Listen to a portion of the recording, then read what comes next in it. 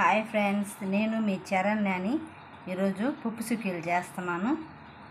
దానికోసమని పచ్చెనగపప్పు నానబెట్టుకొని ఉడకబెట్టుకొని దీంట్లో ఎండు కొబ్బరి యాలక్కాయలు వేసి మిక్సీ పట్టుకున్నాను. ఈ విధంగా వస్తుంది చూడండి.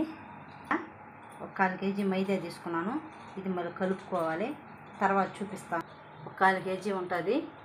ఈ బెల్లంలో కొంచెం నీళ్లు వేసినామంటే అన్ని నీళ్ళు వేసేసి ఈ విధంగా బెల్లం వేసేసామంటే ఈ విధంగా వచ్చేస్తుంది. దీంట్లో కానీ ఈ పిండిని కానీ వేసామంటే మనం చూడండి, నేను దీంట్లో ఈ పిండిని వేస్తున్నాను.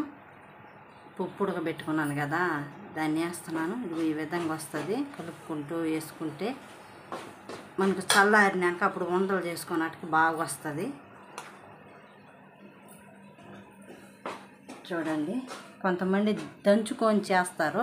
అటు చేస్తే నూనెలో వేసేటప్పుడు మనకు అది బెల్లం అంతా కరిగి వచ్చేస్తుంది. ఈ విధంగా చేస్తే అసలు రాదు కరిగి. చూడండి, ఎప్పుడైనా కూడా ఈ విధంగా చేసుకోండి ఫ్రెండ్స్. చూడండి ఫ్రెండ్స్, నేను ఈ విధంగా ముద్దలు చేసి పెట్టేశాను. చూడండి, మన ఇంట్లో ముసలోళ్ళు ఉన్నా కానీ అట్లాంటి వాళ్ళకి చేసి ఈ విధంగా చేసి పెట్టచ్చు.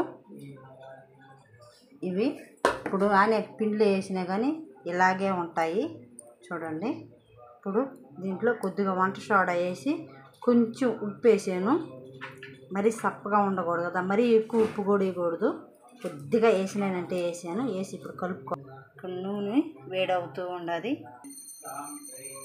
చూడండి ఫ్రెండ్స్, ముద్దలు తీసుకొని ఈ విధంగా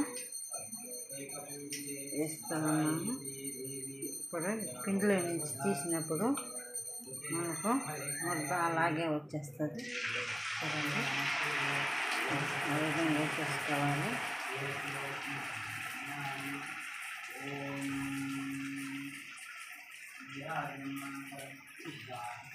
ఆ విధంగా వేసేసుకుంటే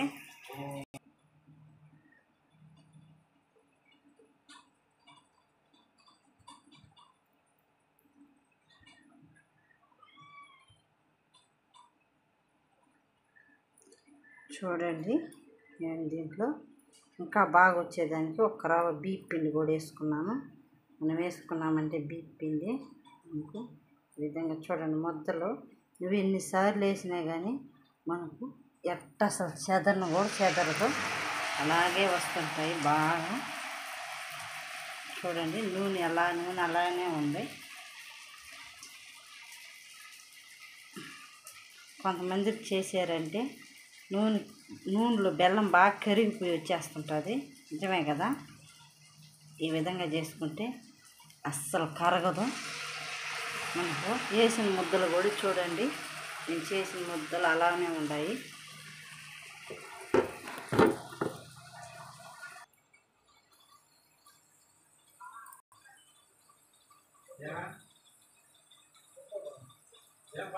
అనిపించలేదు.